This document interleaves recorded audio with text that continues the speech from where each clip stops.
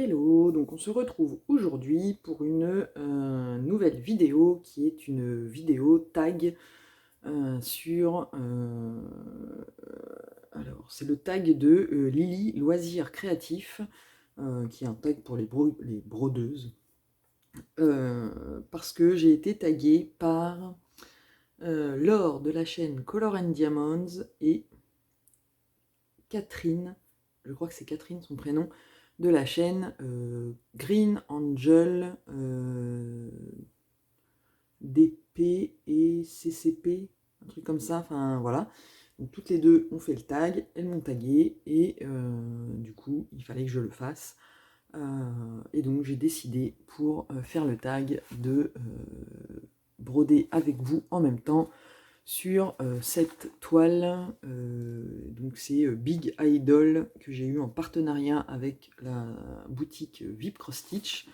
Bon, c'est un patron DIY Cross Stitch, donc voilà, mais en plus j'ai choisi celle-là parce que vous allez voir que la couleur qu'on va faire est idéale pour faire un tag, puisque j'en suis... Voilà, là on va faire cette partie-là et c'est un gros bloc de croix verte qui ne devrait pas me demander trop de concentration et donc je pourrais blablater en même temps. Donc je vous installe et on fait le tag. Donc me voilà revenu, on est installé, j'ai roulé la toile que j'accroche avec des petites pinces. C'est les petites pinces accroche documents comme ça et voilà. Donc la première question du tag, c'est comment as-tu connu le point de croix? Alors, j'ai connu le point de croix en déambulant dans les rayons d'une mercerie à une époque où, enfin une époque j'en fais toujours, mais je faisais beaucoup de tricot et du coup je vais souvent dans les boutiques enfin dans les merceries, donc chez moi c'est comment ça s'appelle, Bouchara, anciennement Eurodiff, ils ont de la laine, voilà, et donc pendant que je me promenais, j'étais tombé sur un kit, et je l'avais montré dans ma première vidéo, c'était le espèce de petit nounours que j'avais fait, et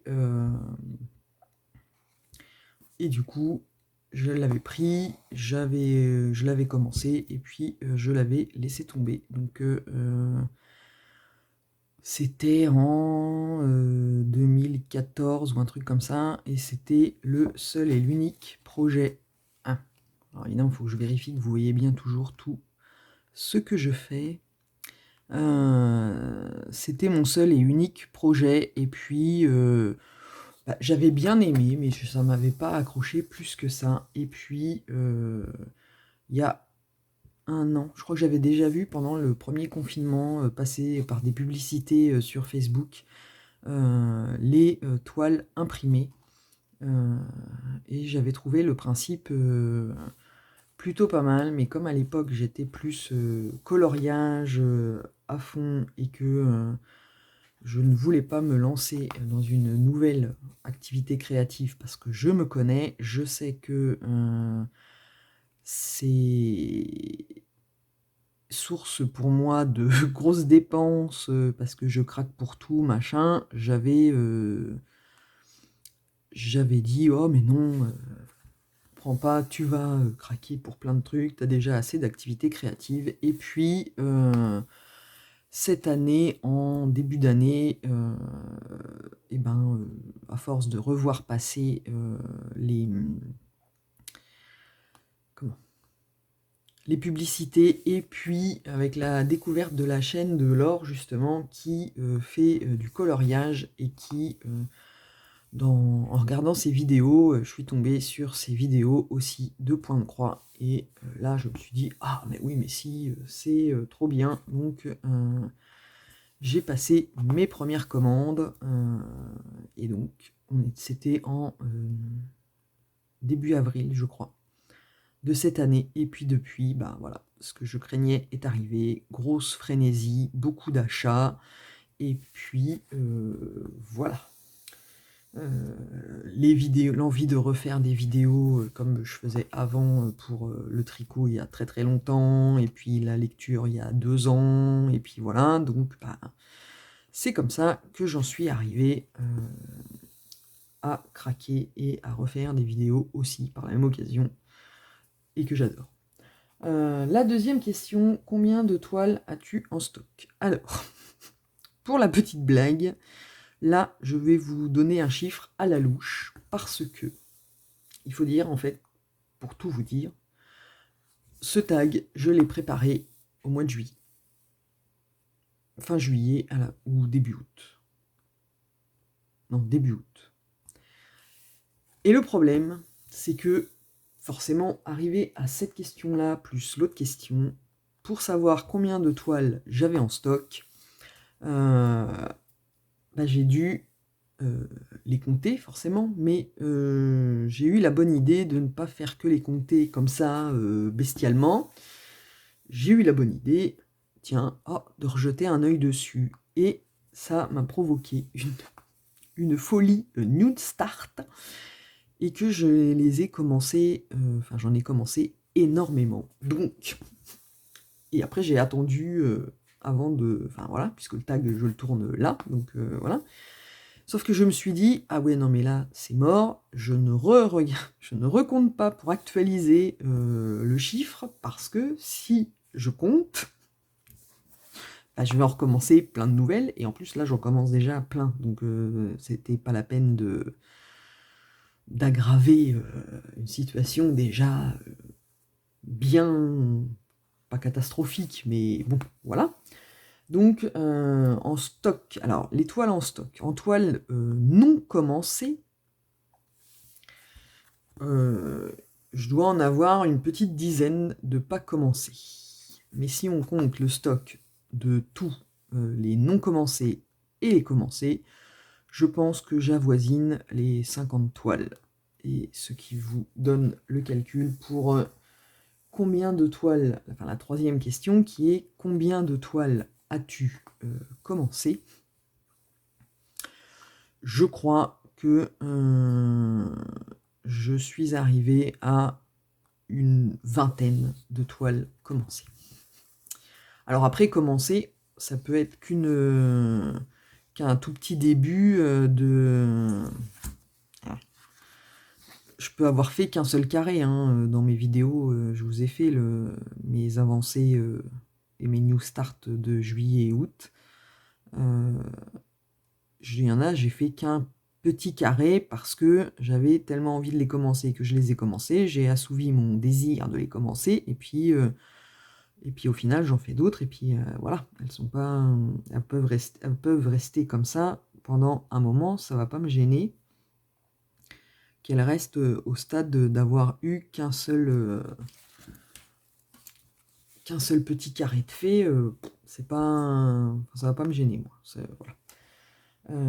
Mais je dois être à peu près à une vingtaine de toiles commencées. Alors, question numéro 4. Es-tu plus toile imprimée ou point compté? Alors, j'ai un très grand nombre de toiles imprimées, mais je préfère les toiles de point compté. J'aime bien les toiles imprimées, c'est pratique le soir devant la télé, on se prend pas la tête puisque on fait les petites croix sans avoir besoin d'être attentif vraiment au patron, puisque tout est sur la toile, donc c'est plus pratique, il n'y a pas besoin de se concentrer pour compter, on peut suivre un film à la télé en même temps, donc voilà, j'aime bien les toiles imprimées, mais j'avoue que je préfère quand même largement le point compté, parce que le point compté a cet avantage, qui est un inconvénient pour certains, mais parce qu'il faut compter, mais ça a l'avantage on a la satisfaction de voir apparaître le motif au fur et à mesure où on fait les petites croix, et c'est quand même super satisfaisant de faire des petites croix et de voir apparaître le motif au fur et à mesure. Donc j'ai quand même une grosse préférence pour le point compté. Question numéro 5. Quel genre de toile t'attire? Alors, un peu de tout. Les paysages. Ouais, non, en même temps, je veux pas dire tout, en fait. J'ai pas de... À part les toiles de peinture abstraite ou trop... voilà, mais sinon, j'ai pas de genre particulier. Je marche au coup de cœur, donc en fait, je me promène sur les sites. Ça peut aller de la toile paysage à l'abécédaire, à du Disney, même si pour le Disney, je me limite aux princesses que j'aime bien, donc voilà. Mais sinon, j'ai pas d'illustration particulière. Il suffit qu'une toile l'illustration me plaise et hop, c'est parti. Donc, depuis combien de temps fais-tu du point de croix? Bah concrètement, en fait, pour de vrai, même si j'ai commencé en 2014, une toile, c'est pas, on va dire, un vrai début, même si hier, en fouillant dans mon bazar pour je cherchais je ne sais plus quoi, je suis retombée sur un essai de toile que j'avais fait, parce que, alors, en tricot, j'avais fait un oreiller pour mon fils, qui d'ailleurs doit être pas loin, mais en jacquard, sur Flash McQueen. Et à un moment, je me suis dit, ah mais tiens, les motifs de jacquard, eh ben, ça peut très bien s'adapter en point compté, puisque on remplace le point, enfin, la maille de tricot par une croix sur la toile, et je m'étais dit, ah bah tiens, je vais essayer de faire Flash McQueen en point de croix. Et puis j'avais fait le début, puis je l'ai arrêté en plein milieu, parce que j'avais acheté une toile qui était hyper rigide, et puis voilà, donc j'ai retrouvé ça comme ça, mais sinon, pour de vrai, on va dire, bah, je fais du point de croix depuis le mois d'avril 2022. As-tu un vendeur ou une boutique chouchou? Alors, c'est là que ça va être un peu compliqué, non, mais parce que voilà, mais j'ai en boutique qu'on a, voilà, comme on a tout à peu près avec les partenariats et même pour acheter, voilà. J'aime beaucoup VIP Cross Stitch comme boutique, parce qu'ils font que du point de croix et qu'ils ont un choix astronomique de toiles, qu'il est très bien organisé le site, parce que vous pouvez trier entre le 14 CT, le 11 CT, le point compté, le point estampé. Ils ont même une section spéciale pour Joy Sunday. Donc voilà, j'ai envie de dire que c'est ma boutique chouchou pour les toiles, parce que voilà, il y a un grand choix, machin, nanana. Par contre, moi, il y a un truc qui me dérange, c'est que sur ces sites-là, mais tous, hein, il n'y a pas... Enfin, c'est difficile de trouver des toiles qui ne soient pas des copies d'illustrations de créateurs indépendants ou de kits de grandes marques, voilà. Et même si au début de mes vidéos, j'ai dit que voilà, j'allais pas passer 3 plombes à chercher, voilà, mais en fait, ça me saoule d'avoir justement à chercher et de me dire que j'achète une toile là et que c'est une copie et que ça spoil enfin, ça spoil, non, ça spoil pas, mais ça nuit à un créateur indépendant. Alors pour les grandes marques de kits, c'est différent, parce que le prix des kits des grandes marques est astronomique, enfin en tout cas pour ma part est astronomique financièrement parlant, et qu'on nous met dedans des produits, on n'a pas le choix en fait d'avoir dedans des toiles Lugana, Zweigart et compagnie qui coûtent un rein, enfin qui coûtent un rein, plus des fils DMC qui coûtent cher, voilà. Et moi, il faudra qu'on m'explique l'intérêt d'avoir une toile Zweigart, tout ce qu'on veut, Lugana, qui coûte cher, sur une toile en couverture totale, quoi. C'est-à-dire que autant pour de la couverture partielle, oui, je sens que je vais m'énerver, là, en fait. Autant pour de la couverture partielle, je conçois parfaitement qu'on ait envie d'avoir une toile plus luxueuse que de la simple Aïda, parce que Aïda, voilà, c'est une toile grillagée comme ça n'a pas énormément d'intérêt. Quand il y a des zones qui sont pas brodées, voilà, ça n'a pas grand intérêt, on est d'accord. Mais sur des toiles qui sont à couverture totale, c'est-à-dire que voilà, là on fait une illustration, si on veut l'encadrer, on coupe là, quel est l'intérêt d'avoir en dessous une toile qui coûte un bras qu'on ne voit pas, puisque elle est complètement cachée par, par les petites croix qu'on fait dessus, quoi. Et donc, ça me... Voilà. Mais en attendant, il n'empêche que le fait que ce soit des copies, ça me gêne énormément. Alors moi, quand je peux, j'achète la grille au patron original, parce qu'en plus, bah voilà, hein, le prix des kits, on vous met tout, la toile, l'ensemble des fils, voilà, pour un prix dérisoire, on va dire. Et donc bah, la grille, voilà, sur Etsy, parce que c'est Etsy, l'autre, on va dire, tentateur où j'ai encore craqué dernièrement, parce qu'il y a les patrons des grilles de point de croix qui sont pas non plus... Alors on n'achète que la grille, je suis d'accord, mais les illustrations sont magnifiques et c'est les créateurs originaux qui les mettent là, et voilà. Donc, moi, quand je peux,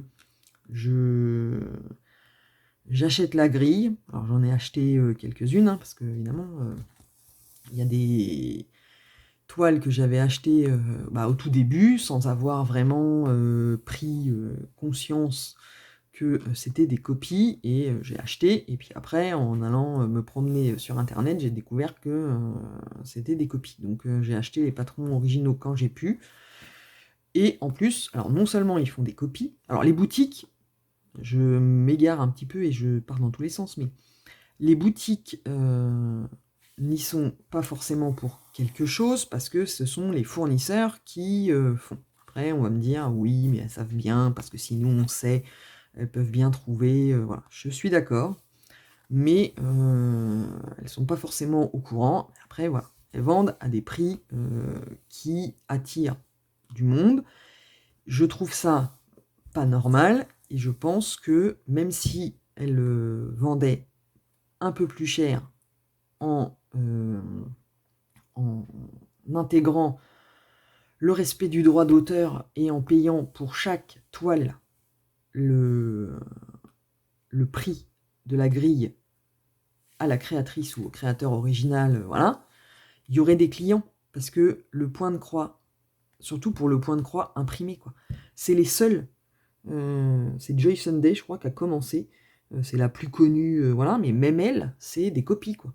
C'est des copies d'œuvres de point de croix, voilà. Alors elle a on va dire, le mérite, entre guillemets, de les transformer en point de croix estampé et de rendre accessible à une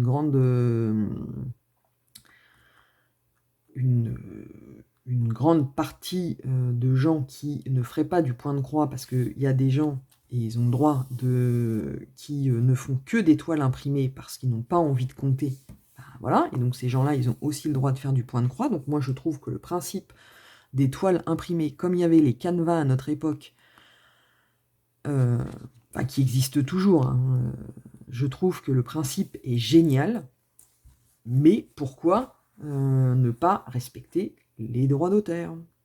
Parce que, voilà, moi, les toiles où je me suis fait avoir en achetant le kit, en toile imprimée, bah, même si j'ai payé 10 balles, ou 6 ou 7 euros, ou même 13 euros le kit de point de croix imprimé, bah, la grille du créateur original, c'est moins de 10 €. Je vous parle pas il y a des sampleurs, des grilles qui sont hyper complexes et qui coûtent hyper cher, et donc forcément, enfin hyper cher. Quand on rajoute après, il faut rajouter le prix du fil, il faut acheter la toile, machin, nanana. Donc, je suis d'accord qu'au bout d'un moment, ça fait un peu cher, mais là, le prix des grilles, c'est moins de 10 €, quoi. Donc même si on rajoute le prix de la grille au prix du kit, bah, il y aurait des gens. Enfin, moi, en tout cas, je l'achèterais sans problème, parce que il y a le... Et puis ce serait fait, on va dire, correctement. C'est-à-dire que comme là, c'est des copies, ils n'ont pas forcément le patron original, donc ils font par rapport à l'image pour déterminer les couleurs, et parfois, eh ben, c'est fait n'importe comment, et non seulement donc c'est une copie, voilà, et en plus, le client qui a acheté, il a acheté une copie, et à la fin, le résultat, bah, il est pas top, parce qu'ils peuvent pas faire aussi bien que s'ils avaient la grille originale avec le détail des points voilà. On renvoie notamment à ma grille HAED de The Amazing Animal Kingdom, où j'ai acheté une copie, et c'est là où je me suis rendu compte que c'était des copies. Quand j'ai découvert après le site de HAED, la toile, déjà c'est du 11CT, donc en 11CT, c'est plus gros, c'est pixelisé, tout ce qu'on veut, machin. Mais le résultat, il est moche. Je ne l'ai même pas continué, parce que rien que le gorille, là, on voit en photo. Oui, bah d'accord, bah, sauf que moi, je fais pas du point de croix pour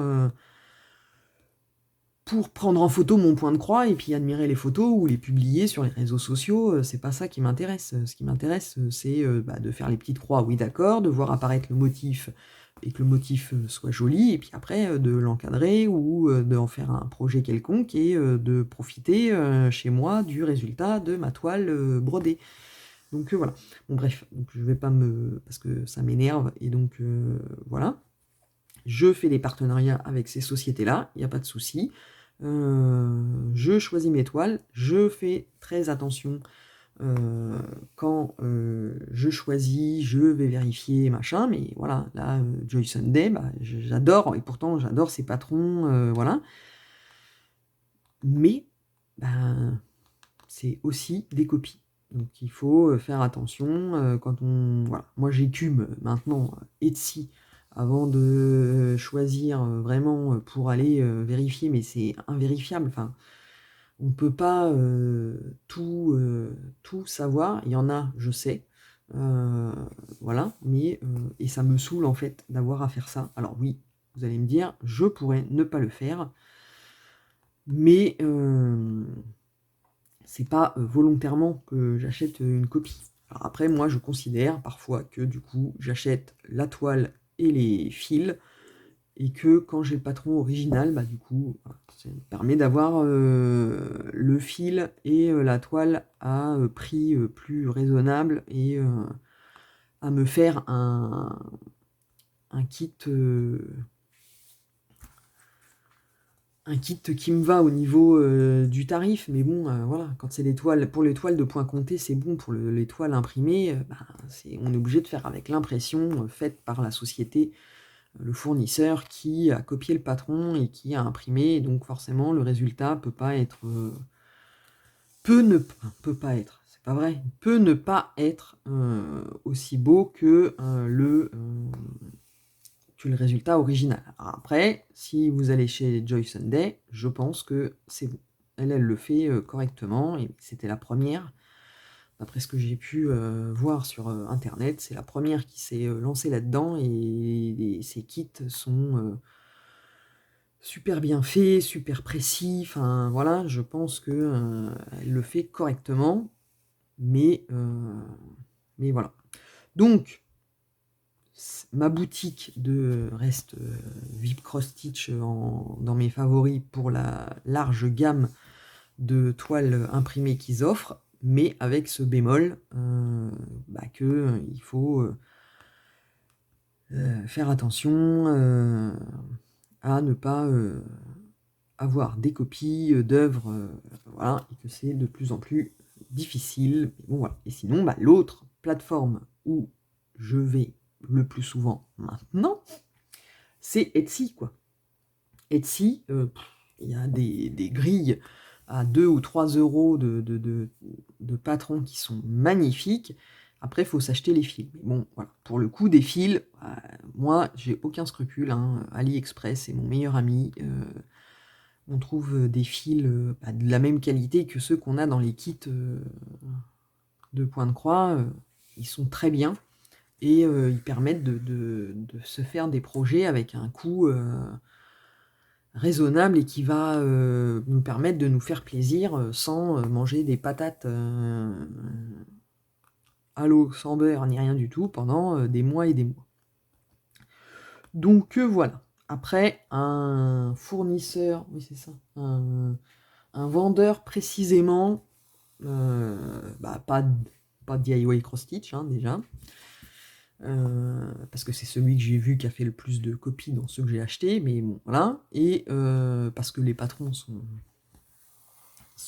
bien souvent pas top, il faut bien faire attention aux illustrations qu'on choisit, au nombre de couleurs, pour pas se faire avoir. La compagnie sans nom, elle est bien. Mais c'est pas toujours. Il y en a, il y a des décalages, bon, voilà. Mais en fait, la compagnie sans nom, on a l'impression qu'il y en a plusieurs qui sont des compagnies différentes, mais qui n'ont pas de nom. Donc en fait, on dit la compagnie sans nom, mais ça se trouve, il y en a plusieurs, elles sont différentes. On n'a pas les mêmes. C'est pas forcément les mêmes façons de faire les grilles, c'est pas les mêmes façons de faire les toiles, voilà. Donc il y a plusieurs vendeurs, mais et sinon en boutique, on va dire plus comment dire, plus honnête, voilà. C'est Univers Broderie, je crois, qui a les tarifs les plus raisonnables, même si bon, voilà, c'est les kits de grandes marques et ça coûte un peu cher, mais bon, voilà.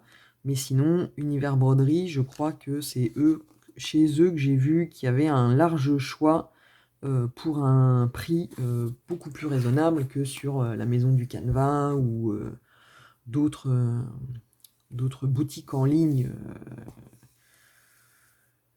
plus respectueuses de la réglementation sur les droits d'auteur et qui, eux, par contre, ils ont des prix, voilà. Et donc, ça c'est bon. Comme ça, je vais arrêter de m'agacer. Quelle est la plus grande taille de toile? Alors, ma plus grande taille, c'est j'ai deux paysages chinois qui font 1 mètre de large. Donc, c'est eux. C'est mes deux plus grandes toiles. Oui, c'est ça. Les deux paysages. Non.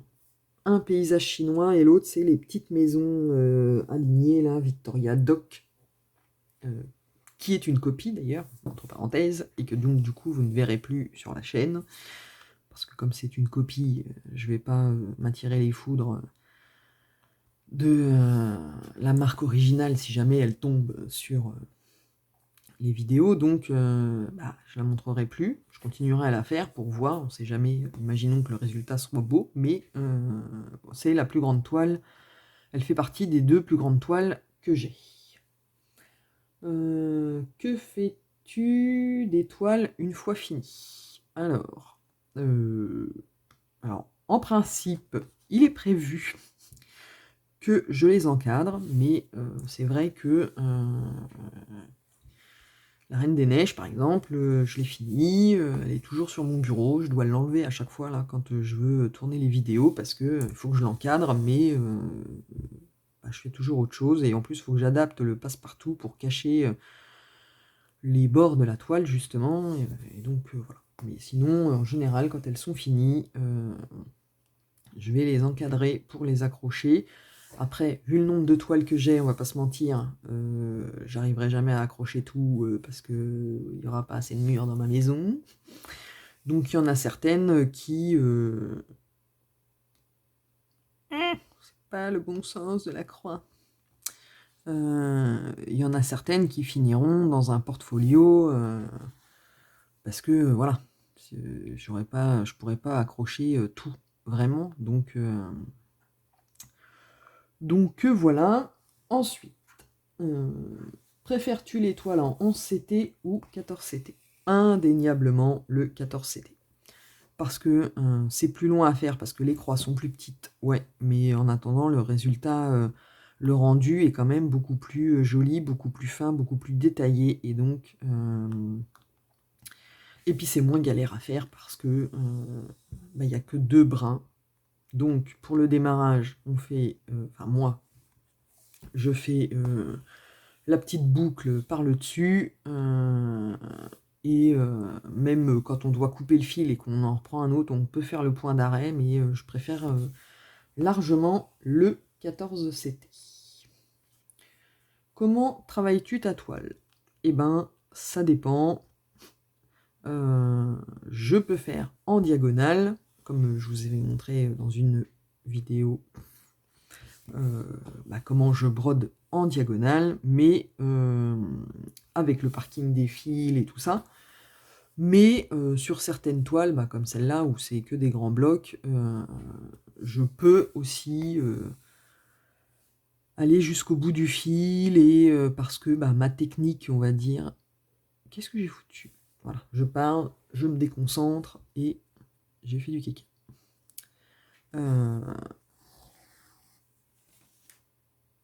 Et du coup, j'ai perdu ce que je disais.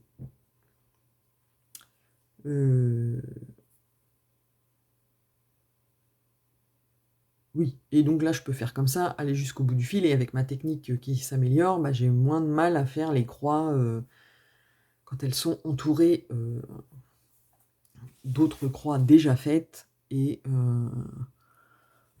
ça permet aussi de varier les méthodes. Enfin voilà. Donc, je fais toujours à peu près en diagonale, même si j'ai une toile où je fais par ligne, mais je pense que après ça va faire des démarcations. Donc bon, ça dépend en fait du projet, de mon envie du moment.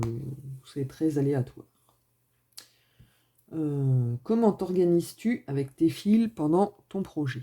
Alors, j'ai essayé les bobinettes pour ma première toile. Autant vous dire que c'était la première fois et la dernière fois, puisque ça m'a saoulé d'avoir à enrouler. Alors j'avais la cartonnette, et en fait j'enroulais sur la bobinette que le fil entamé.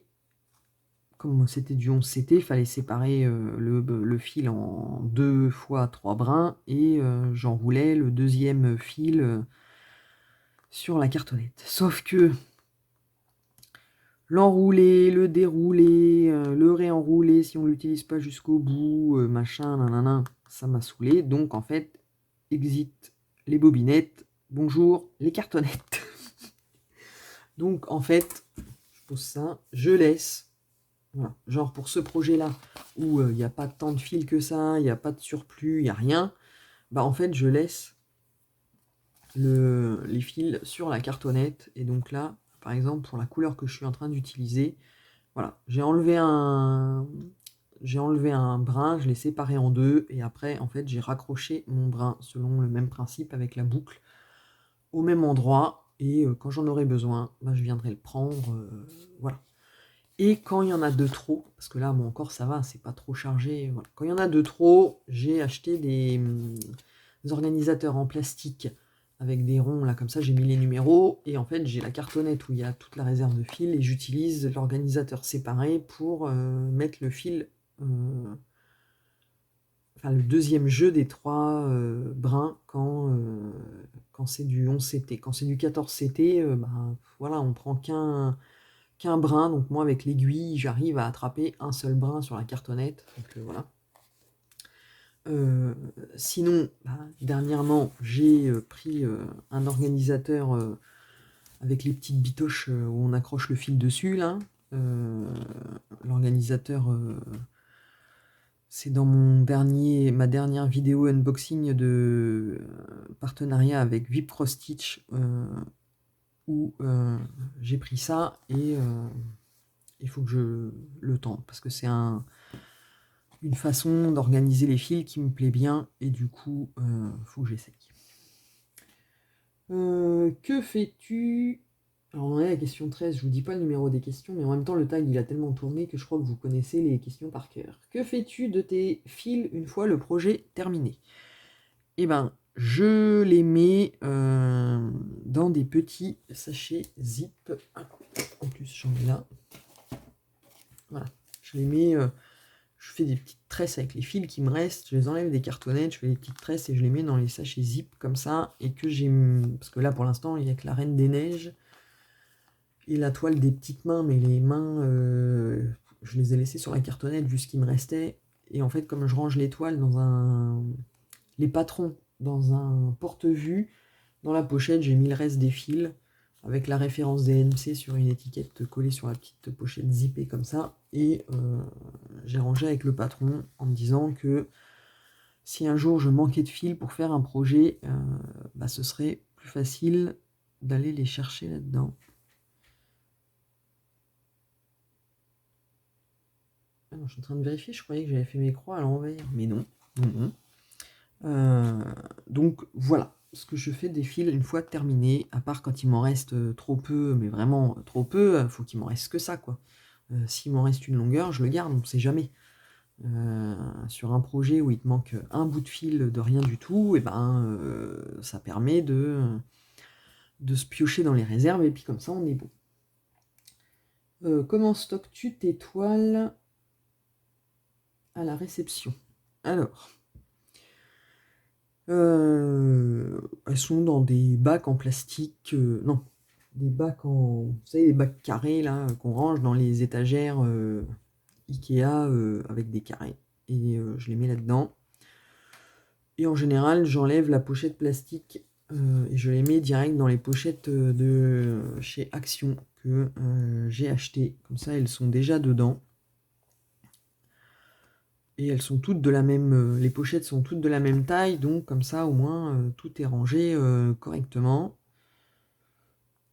Et voilà. Comment ranges-tu tes toiles terminées? Pour l'instant, je ne sais pas. Puisque celles que j'ai terminées, je suis censé les encadrer, donc elles sont en zone de transit, on va dire. Elles attendent patiemment sur le bureau, sous un drap, pour éviter que la poussière leur tombe dessus, que je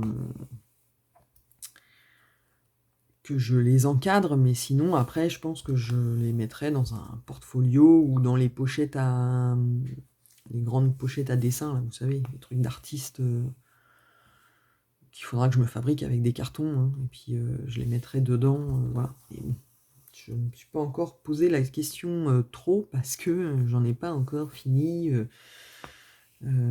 qui nécessite d'être rangé plutôt qu'accroché. Donc voilà, et la dernière question est à toi de taguer quelqu'un qui fait du point de croix. Et là, voilà le problème quand tu fais le tag après tout le monde, c'est que tout le monde a déjà été tagué, tout le monde a déjà fait le tag, et donc du coup, je me retrouve enquiquiné pour taguer quelqu'un. Alors, j'ai envie de dire que je peux taguer, je crois que c'est Lulu et ses passions, Lucie, parce que il me semble que elle n'a pas fait. J'ai pas vu ses tags, son tag. Enfin, j'ai vu ses vidéos et je l'ai pas vu parmi les vidéos où voilà. Donc je dirais Lulu et ses passions, et ensuite qui est-ce que je peux taguer?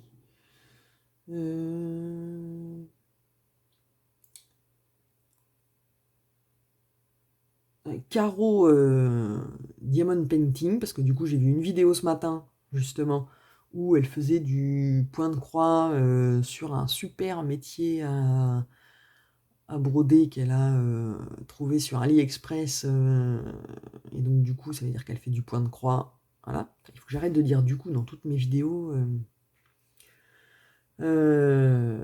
Donc, Caro Diamond Painting. Et voilà.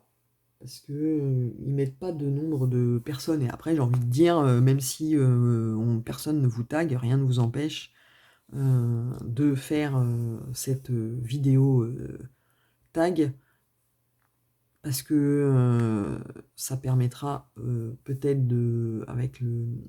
en mettant le hashtag du tag de loisirs de Lily, et ben on pourra sélectionner dessus et découvrir de nouvelles chaînes qui pourraient être sympas. Donc idée au cas où. Et donc voilà, on arrive au bout de ce tag. Et même pour ça, je fais 40 minutes. Bon, en même temps, si on enlève mon petit coup de gueule